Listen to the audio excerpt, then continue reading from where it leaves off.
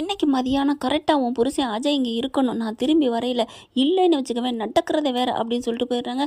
போப்பா, என் புருஷன் என்னெல்லாம் அடக்க முடியாது, என்னை பயமுறுத்த முடியாது, ஏன்னா உன் பொண்டாட்டி அடக்கி வைன்னு சொல்கிறதுக்காக என் புருஷனை வர சொல்லுவானோ அப்படின்னு நினச்சிட்டு அஜய்க்கு கால் பண்ணுறாங்க. நீ வா சீக்கிரம் அப்படின்னு.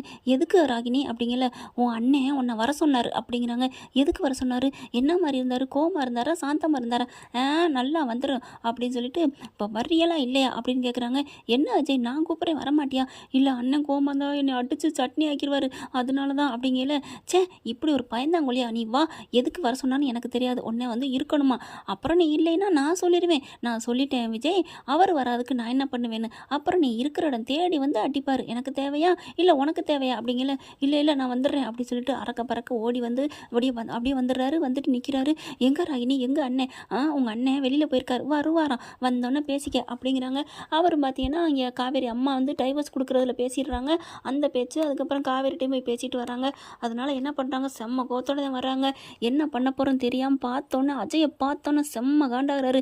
ஓங்கி வந்து பலார் 4 அறை கொடுக்குறாரு. ஐயோ அண்ணே ஏண்ணே அப்படின்னு ஓடி அங்கிட்டு ஒளியிறாங்க. என்னடா நினச்சிட்ருக்கீங்க, இல்லை என்ன நினச்சிட்ருக்கீங்க அப்படின்னு பயங்கரமாக கத்துறாங்க. அண்ணே அண்ணே நான் ஒன்றுமே நினைக்கலண்ணே, ஏண்ணே அப்படிங்கிறாங்க.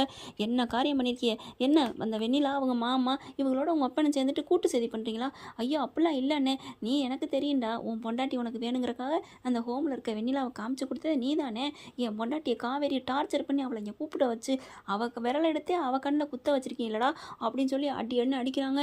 விஜய் அவரை விடுங்க, எதுக்கு அவரை அடிக்கிறீங்கன்னு வந்து பின்னாடியே கத்திட்டே இருக்காங்க.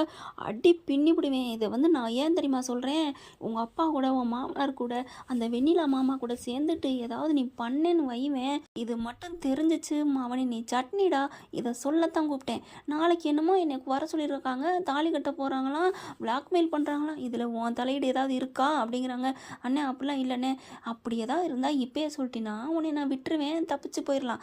ஆனால் அது இல்லாமல் நீயோ உங்கள் அப்பனோ இல்லை உந்தா இங்கே நிற்கிதே உங்கள் மாமனார் பசு பெத்த கொசு, இது ஒரு தலையீடு இருந்துச்சுன்னு வையுவேன், இந்த விஜயோட கோர முகத்தை நீ பாப்படா தாங்க மாட்டீங்க அப்படின்னு கழுத்தை நிறுத்து அப்படி தூக்கி கொண்டே தூணில் வைக்கிறாங்க. அண்ணே அண்ணே அண்ணே ஒன்றும் இல்லைண்ணே அப்படின்னு சொல்லிடுறாங்க.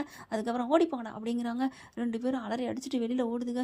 அப்படியே அப்பாடா அப்படின்னு ஒரு இடத்துல போய் உட்காந்துட்டு பேசுகிறாங்க. என்ன ராகினி, அண்ணன் பற்றியா நான் சொன்னேன்ல, அவர் நம்மளை தும்சம் பண்ணிடுவார்னு கேட்டியா அப்படிங்கிற. அடைச்சே, நீங்களாம் ஒரு மனுஷனா, இதுக்கு போய் வெக்கப்படுற, இந்த மாதிரி பயப்படுற, நான் வெக்கப்படணும் உன்னை நினச்சா அப்படிங்கல.